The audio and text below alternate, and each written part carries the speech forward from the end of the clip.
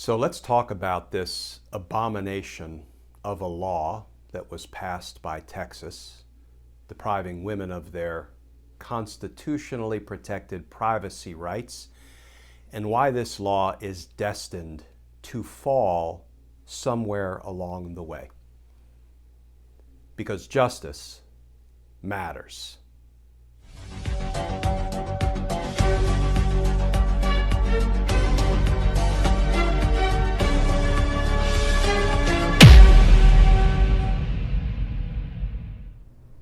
Hey all, Glenn Kirshner here.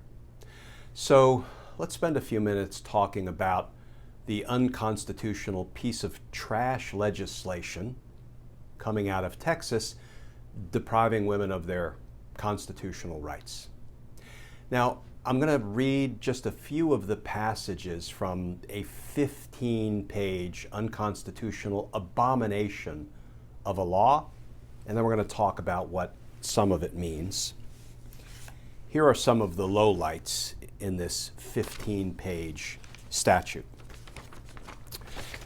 So it talks about the fact that Texas has a compelling interest from the outset of a woman's pregnancy in protecting the life of the unborn child. And it then says, to make an informed choice about whether to continue her pregnancy, the pregnant woman has a compelling interest in knowing the likelihood of her unborn child surviving to full-term birth based on the presence of cardiac activity. Isn't that wonderful that the Texas legislature knows what's in the woman's mind because they've decided that she has a compelling interest in knowing the likelihood of this, that, or the other. Isn't it lovely that they're making decisions for women about what's in their mind, what they find to be compelling and in their own interest? They then talk about what tests physicians must run.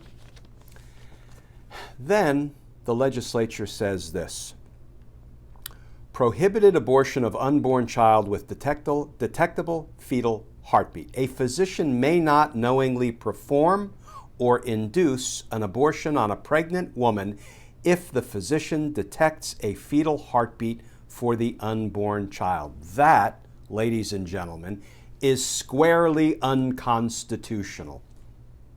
It violates Supreme Court precedent that has been in place for nearly 50 years. For that reason alone, this statute should fail.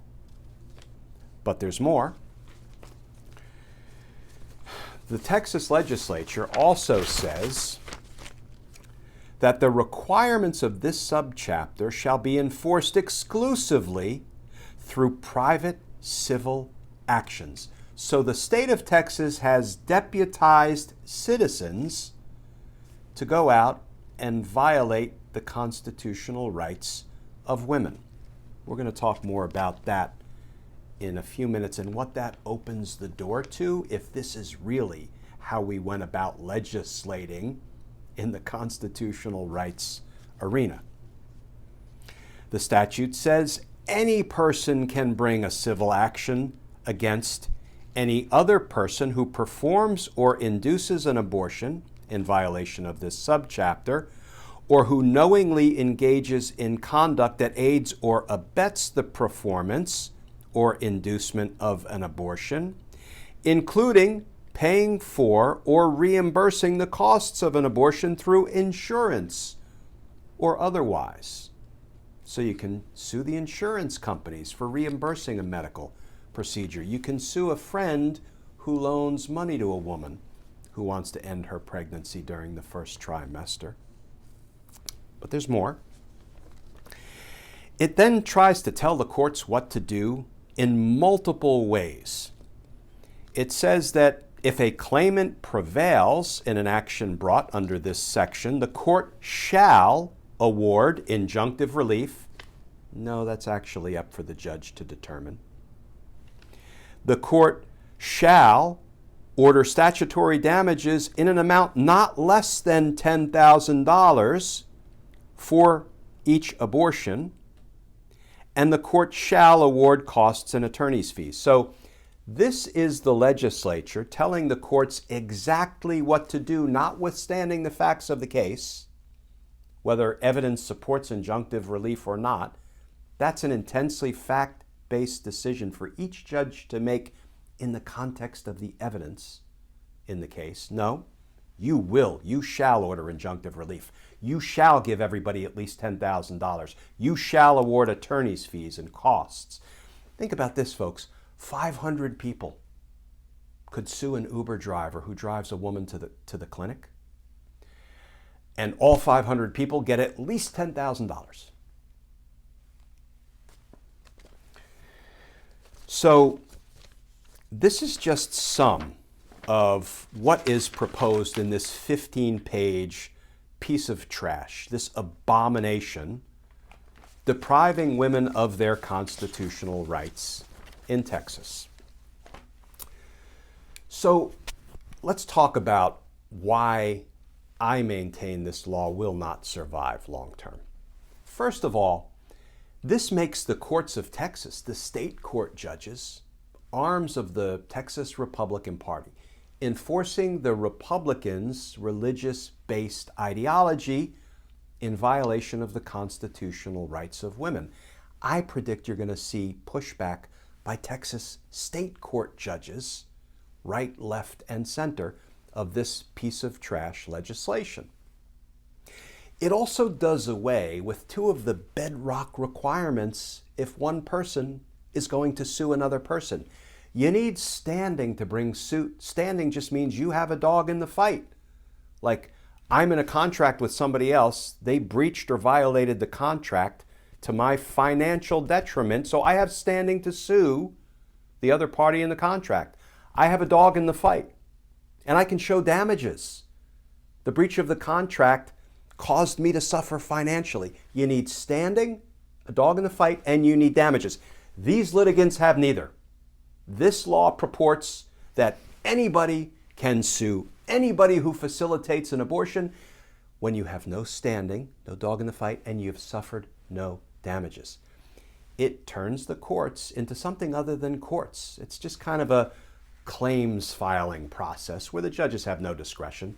Just hundreds and thousands and tens of thousands or hundreds of thousands of litigants can sue anybody who facilitates an abortion, even though they don't have standing, a dog in the fight, and they don't suffer any damages. This is an abomination of a piece of legislation. Plus, if this kind of law passes constitutional muster, if states can start to legislate like this, deputizing private citizens to violate the constitutional rights of others, guess what? Every blue state could pass a law saying, if you don't like the fact that your neighbor is carrying a firearm, a gun, you can sue them and you will be awarded $10,000. We're going to deputize private citizens to sue anybody who bears a firearm if they don't like it, and they get $10,000. Because, the Constitution doesn't matter. Somebody's constitutional right to privacy, to make decisions about their own body and their own pregnancy, guaranteed by Supreme Court precedent, doesn't matter. So why would the Second Amendment right to bear arms matter? So let's get our safety legislation on and deputize all the citizens to sue folks who are carrying guns.